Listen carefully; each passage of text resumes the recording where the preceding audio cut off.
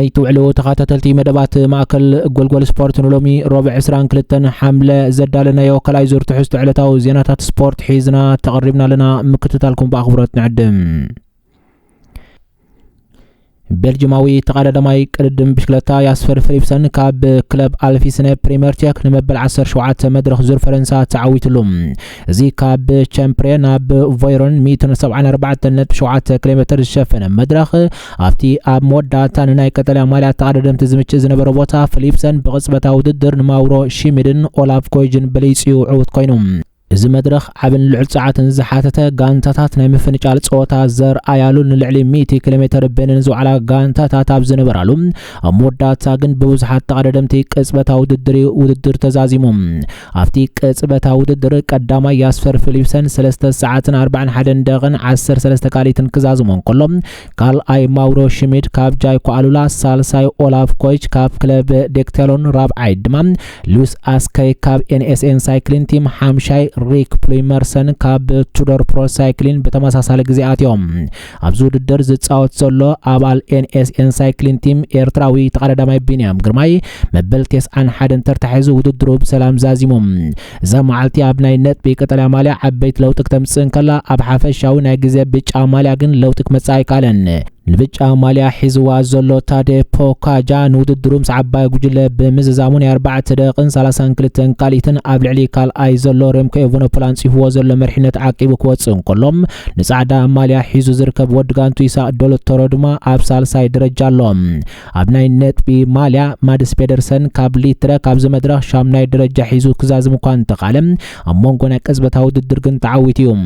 ይኹን እምበር ፊሊፕሰን ኣብ ዝመድረኽ ዘመዝገበ ዓወት ንመርሕነት ፔደርሰን ኣብ ሓደጋ ኣትዩ ፍልልዩ ናብ 7 ነጥቢ ኣጽቢብዎ ኣሎ ቢንያም ግርማይ ኣብዛ ማልያ ዝነበሮ 361 ነጥቢ ሒዙ ኣብ ቦቱ ሳልሳይ ደረጃ ንረኽቦም ሓደ ካብቶም ቀንዲ የማናይ ኢድ ፖካጃ ዝኾነ ኣዳምያትስ ብጉዳይ ሕማም ከብዲ ኣብዛ መዓልቲ ልዕሊ 26 ደቂቃ ከሲሩ ከኣቱ ተገዲዱ ሆላንዳዊ ተቀዳዳማይ ማቺ ቫንዶርፑል ድማ ሎሚ ዝሰርሖ ማስተር ክላስ ዝኾነ ሊድ ኣውት ነቲ ጆ ስታርሊንግ ሰሪሕዎ ዝነበረ ዓብ ስራሕ ሙሉእ ብሙሉእ ኣጽዩ ንወዲ ጋንቱ ፊሊፕሰን ኣብ ዙር ፈረንሳ 2026 ንፈለማ እዋን ናይ መድረኽ ዓወት ከመዝግበ ሓጊዝዎ እዚ ድማ ማቺ ቫንዶርፑል ተዳፈትዩ ንፊሊፕሰን ክዕውቶ ኣይጽገምኒ እዩ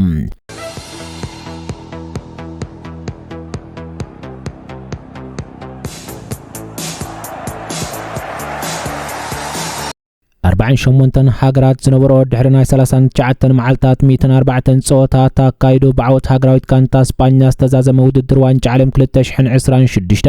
በፊፋ ኣቢሉ ሕሪት ጋንታ ናይቲ ውድድር ብወግዒ መሪጾም እዛ ካብ 7 ዝተፈላለየ ሃገራት ዝቆመት 11 ተጻወቱ ዝሓቆፈት ወግዓዊት ሕሪት ጋንታ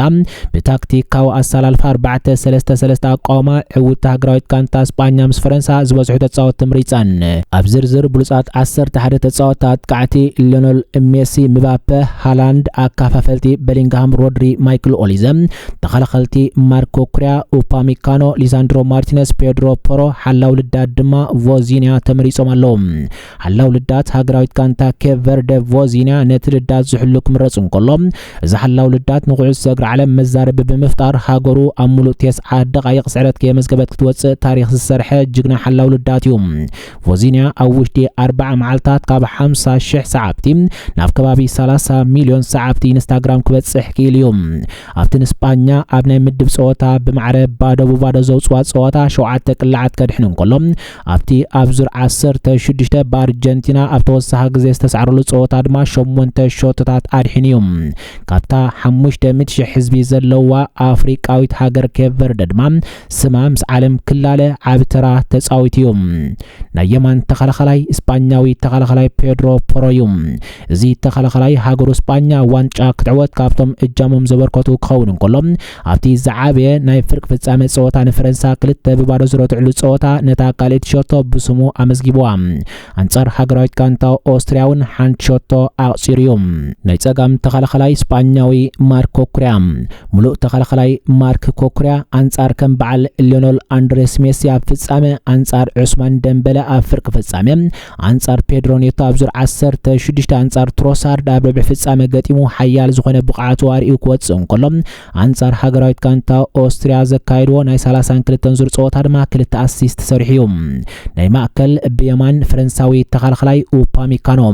أوباميكانو هاجرو فرنسا كساب فرق فصامي بزحي الملك كتقعز كافتم أب دحريت مينا زنبرو تصوت حديوم أوباميكانو أب فرق فصامي بإنجليز 4 بغلت أفتسعر لصوتا حانت أسيست سريح نيروم ناي مأكل بسقام أرجنتيناوي تخلخلاي ليساندرو مارتينيزم هاجرونا فصامي كتبصح زيت سعادة بركتوز جبر الليشام أبتيني كفر دزقول فلو ناي 32 زور صوتا حانت شوطن حانت أسيستن كمزجب كيلو نيروم أفكندي مأكل ميدا أف قطري شدشت اسبانياوي أكافافالي رودريم وت ورك أويت كعصة وانج علم رودريغو هاجرو اسبانيا وانج علم كتلعل لعل زغنة تراك تصاوتن كلهم 10 هذا عدلات فتيرو أمول زود الدردما كاب صندوق ناب صندوق اندا تملالسة عب سراح سريحيوم نبحريت تمليسون نناي مأكل تخلخلتي دك غانتو زهبو حاجز حانشوتو راح تمزجيباتهم كزازمو اتمقنيات نسونيريوم أما أكل ميدا بسقام مالت أف قطر شمونتم فرنساوي تصاوتاي مايكل أوليزا بتاريخ وانج علم أب حدا وددر تزبزح أسيست بمقبار نتيك قدم 56 عامتات بملكة كعسة غري بيلة تتحيزو كخيد السنح 6 أسيست بمسبار 7 أسيست كجبر كيلو أوليزا تنحمش أسيست مبابي زغبرو الأسيست كونان كلهم بتزغبرو أبر كترما مبابي عوت ورك جاما بمخان فرنسا عرو كركبن كلهم هاجرو فرنساون كساب فرق فصامي كتبصح أخ إلوايوم بزيك كازي أما أكل ميدا بيماناي وغن إنجليزاوي أكافافالي جود بلينغهام أبزو وددر 7 شوتات بممزغاب زلعلى أمزغاب شوتو هاجراويت كانت إنجليز كوينيوم زيت راح زي كونه بأكافافلتي تسريح زي فلت قياب بمسرح أب حدا سينجل وددر زبزح جول زمزغبه أكافافالي كوينيوم هاجرو إنجليز دما فرق فصامي بأرجنتينا 9 فرنسا ناي درجات صوتا كايدا أب عوتا مزغيبا نحس ميداليا بمركاب دحري 15 عامتات نفلم أوان أبوانج على الشلمات رخيبة أب مسمر متكعتي بيمان أرجنتيناوي أتكعي ليونيل أندريس ميسي عوت وانج علم كلتا شحن سران كلتا ميسي أبزو ددر بستواسو تواصو أرجنتينا نخال أي تغاتا تالكزي نفس أمي بسي حيام ليونيل أندريس ميسي شومونت شوتتا تامزجيو 4 أسيست سريهم زبزح عدل 26 جزي فتيرو زبزح 10 عبيت عدلات فتيرو 5 جزي دما زبلص تصاوتاي ناي حدا صوتا كوينوم أبصقام فرنساوي أتكعي كيليان امبابي عوت ورك جاما وانج علم 2026 مبابي 10 شوتات بمقصار 4 أسيست بمسرح حيال ولقاو بقعتا مسكريوم زات قعي أب تاريخ وانج علم أكا تاتيلو كلتا جزي ورك جاما زلعلي ناي مجمريا تصاوتاي كوينيوم أب تاريخ ازوددر كلتا جزي ورك جاما كركب زغالي تصاوتاي يلن أما أكل أتكعي نروجاو أتكعي هالاندم زيك تالا أتكعي هاجرو دحر 28 عامتات ناود الدروانج عالم تمليزا كساب ربع فصامي زخرتو غعزو زلو بوتنشال تطقيمو او وددر ورك جاما تواداديرو نيريوم قدمي كاب ربع فصامي مغلافم 7 شوتات مزغيبو زنبره هالاند بفلاي انصار برازيل اب ربع فصامي زكايدو صوتا نتن 2 شوتات بمقصار كاب تثبيت وصاي نبرازيل كاب توددر كتل اغديدوايوم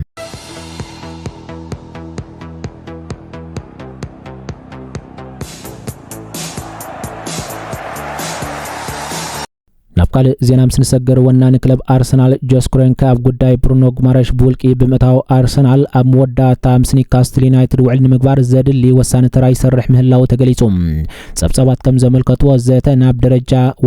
وانا يساقر كم زلون زدما چامبيون بريمير ليج أرسنال كدمي حدش عمت سبورت مجمارو نتناي واقع كفتت كتم معراريو كم تغل تسفاي قبار برونو غمارش آقاد ديما في قداي ولكاو سممع أفسفح نقرات تسامع اللهم زي برازيلاوي أكافافالي ناب سمين لندن بمخاد عبيت وناچن معتار هانكوتا كم زلو دما ينقار أرسنال أم مجمريا زغربت عدمه وقعو فتنة 65 مليون باوندن بمنقدي مونغونيا تدماك 55 مليون باوند بمقراب بغلطف تنسيقايا ኒውካስትል ዩናይትድ حلقة ጋንታ ንመሸጣ ከም ዘይኮነያ ትገልጽ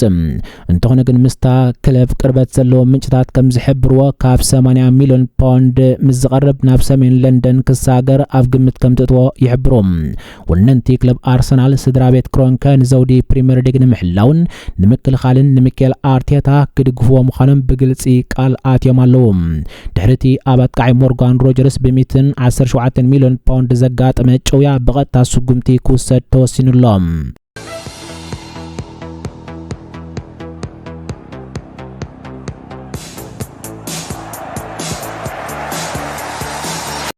እንግሊዛዊት ክለብ አስቶን ቪላ ወደ 22 ዓመት ናይ ክንፋት ቃይ አሌሃንድሮ ጋርናቾ ኣብ ሓደ ዓመት ስፖርት ብልቃሕ ኣጻዊታ ኣብ ዝመጽ ዓመት ስፖርት ብግዴታ ክትገዝኦ ምስ ቸልሲ ተሰማሚዓ እዚ አርጀንቲናዊ ተጻዋታይ ኣቀዲማ በርሚንግሃም ሕክምናዊ ምርመራ ወዲኡ ኣብ ቪላ ፓርክ ናይ 4 ዓመት ውዕል ኣቀዲሙ ተሰማሚዕሎም እዚ ድማ ቋሚ ምስጋር ምስ ተንቀሳቀሰ ተግባራዊ ክኸውን እዩ ኣብቲ ክልቲአን ዝገብሮ ስምምዕ ናይ ምዕዳግ ግዴታ ኣብ መልክዕ ዝተመርኮሰ ኮይኑ ብክልቲአን ክለባት ብቀሊሉ ኣብ ስምምዕ ክብጻሕ ዝغل ተባሂሉ ድማ ይንገር ክለብ ቸልሲ ብጠቅላላ ፓኬጅ አቢላ ነ43 ሚሊዮን ፓውንድ ዝግመት ዋጋ ክትበጽሖ ትጽቢት ከም ዘለዋ ክንገር እንቆሎም ማንቸስተር ዩናይትድ ድማ ካብቲ ናይ መጀመርያ 40 ሚሊዮን ፓውንድ ናብ ስታንፎርድ ብሪጅ ክሳገር እንቆሎ ዝገበረቶ ስምምዕ 10 ሚታዊት ካብ መሸጣ ዝብል ስምምዕ ስለ ዘለዋ ገለ ኣታው ክትረክብ እያ ሰልጣን ክለብ አስቶን ቪላ ኡናይ ኤምሪ ቅድሚ ሕጂ ቅድሚ ናብ ለንደን ምግዓዙ ነዚ ናይ ክንፊ ተጻዋታይ ከፈርሞ ፈቲኑ ከም ዝነበረን ሕጂ ድማ ብውልቁ ነዚ መስርሕ መርሖ ምጽንሑ ይንገር እዚ ስምምዕ ኣሞንጎ ክልቲአን ክለባት ዝነበረ ዕግርግር ዝመልኦ ናይ ንግዲ መስኮት ምስጋር ዝውስኽ ኮይኖም ክለብ ቸልሲ ሞርጋን ሮጀርስ ካብ አስቶን ቪላ ብክብረ ወሰን ብሪጣንያ ክሳብ 117 ሚሊዮን ፓውንድ ከፊላ ድሕሪ ምፍራማዩ እዚ ስምምዕ ተፈጺሙ አሌሃንድሮ ጋርናቾ ዝሓለፈ ዓመት ኣብ 43 ጠቅላላ ጸወታት 8 ሾቶታት ከመዝግቡ እንቆሎም ኣብ ትሕቲ ሓድሽ ኣሰልጣኒ ቸልሲ ቻቢ አሎንሶ ቦታ ናይ ምርካብ ዕድሉ ከም ዝተዓጽወ ከም ዝተነግሮን ካብ ናይ ልምምድ ጋንታ ተገሊሉን እዩ ድሕሪ ዮሃን ማዛምቢ ጃኦ ጎሜዝ ሙዱ ኮፓሲሰን ናብ ቪላ ኣብ ዝክራማት ተጸምቢሩ ዘሎ ናይ መወዳእታ ተጻዋታይ ኮይኑሎም እዚ ከምዚሉ እንከሎ አሌሃንድሮ ጋርናቾ ቅድሚ ሓደ ዓመት ኣቢሉ ይኸውን ወድጋንቱ ነበር ኣብ ማንቸስተር ዩናይትድ ራሽፎርድ ዝሃቦ ማልያ ክለብ አስቶን ቪላ ለቢሱ ኣብ ማሕበራዊ ሚድያ ምውጹእ መዛረቢ ኮይኑ ኣብ ዝነበረሉ እዋን እነሆ ሕጂ ድማ ድሕሪ ሓደ ዓመት ብጋህዲ ይርአሎም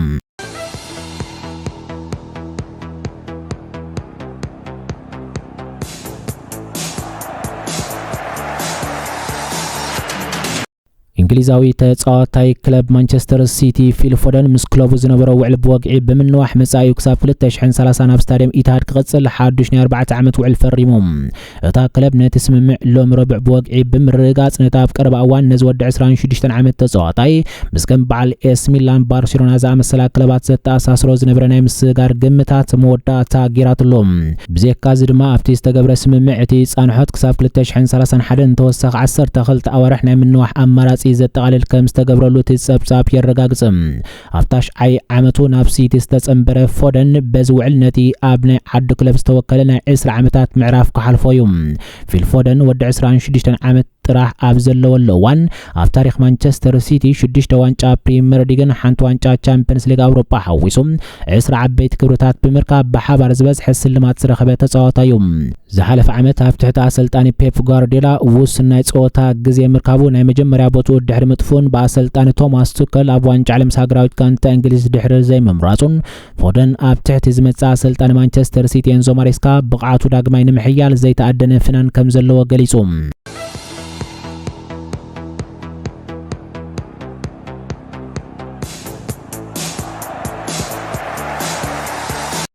አሜሪካዊት ክለብ ኢንተር ሚያሚ ብራዚላዊ አካፋፋሊ ካሳሜሮ ምስ ማንቸስተር ዩናይትድ ዝነበረው ውዕል ዛዚሙ ድሕሪ ምፍልላዩ ብነጻ ከም ዘፈረመቶ ብወግዒ ኣፍሊጣ